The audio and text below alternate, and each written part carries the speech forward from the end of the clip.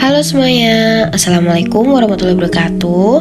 Perkenalkan, saya Intan Melia Sari dengan NIM 2211B0191 dari S1 Keperawatan B. Di sini saya akan menjelaskan sedikit tentang kekerasan seksual dengan judul Stop Kekerasan Seksual. Nah, di sini saya akan membahas 8 poin meliputi kesehatan reproduksi, kekerasan terhadap wanita, bentuk-bentuk kekerasan terhadap wanita, kekerasan dalam rumah tangga, dampak KDRT terhadap perempuan, dampak kekerasan terhadap kesehatan reproduksi, implikasi keperawatan, dan yang terakhir, kesimpulan. Kesehatan reproduksi. Kesehatan reproduksi adalah membahas segala sesuatu tentang reproduksi manusia, pola hidup manusia untuk mendapatkan sumber daya manusia yang berkualitas dan penurunan AKI, angka kematian ibu, dan AKB, angka kematian bayi. Faktor-faktor yang mempengaruhi terhadap kesehatan reproduksi adalah faktor internal individu, faktor eksternal lingkungan, sosial ekonomi dan budaya, pelayanan kesehatan. Kekerasan terhadap perempuan.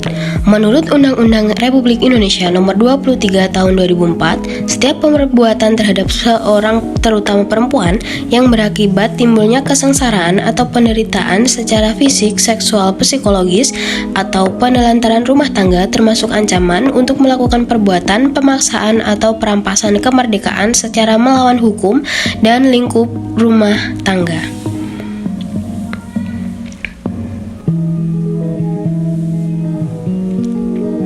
Bentuk-bentuk kekerasan terhadap wanita ada 4. Yang pertama ada kekerasan fisik meliputi menampar, memukul, meludahi, menarik rambut, menendang, menyudutkan dengan rokok, memukul atau melukai dengan senjata, dan sebagainya.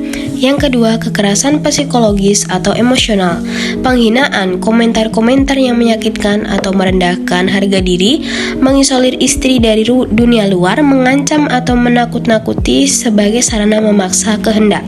Yang ketiga, ada kekerasan seksual, meliputi menjauhkan istri dari kebutuhan batinnya, memaksa melakukan hubungan seksual, memaksa selera seksual sendiri, tidak memperhatikan kepuasan pihak istri.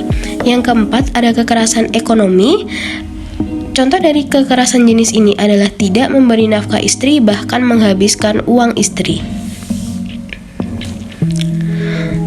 Di sini ada KDRT. Kekerasan dalam rumah tangga atau kekerasan domestik adalah segala bentuk perilaku kekerasan yang terjadi dalam lingkup kehidupan keluarga. Korban biasanya adalah anggota keluarga yang berstatus subordinat atau lebih lemah seperti istri dan anak.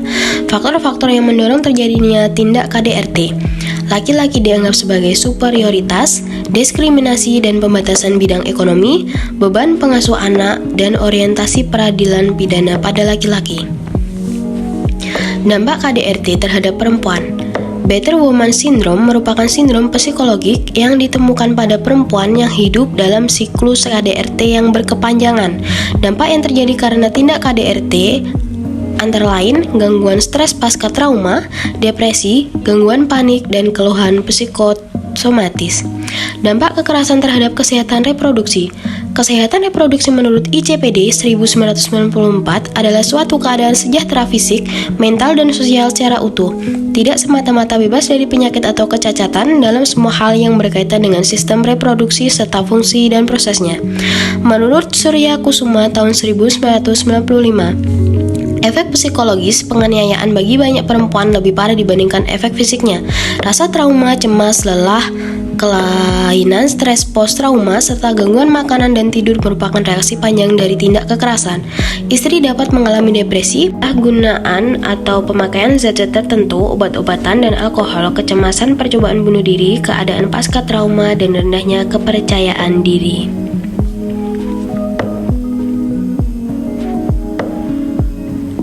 Implikasi keperawatan. Ada 5 di sini. Yang pertama, merekomendasikan tempat perlindungan seperti crisis center, shelter, dan one stop crisis center, memberikan pendampingan psikologis dan pelayanan pengobatan fisik korban, memberikan pendampingan hukum dalam acara peradilan, melatih kader-kader LSM untuk mampu menjadi pendampingan korban kekerasan, mengadakan pelatihan mengenai perlindungan pada korban tindak kekerasan dalam rumah tangga sebagai bekal perawat untuk mendampingi korban.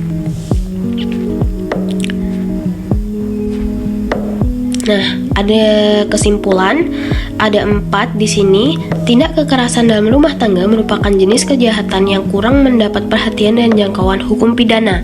Yang kedua, faktor yang mendorong terjadinya tindak kekerasan pada istri dalam rumah tangga yaitu pembelaan atas kekuasaan laki-laki, diskriminasi dan pembatasan bidang ekonomi, beban pengasuh anak, wanita sebagai anak-anak, dan orientasi peradilan pidana pada laki-laki.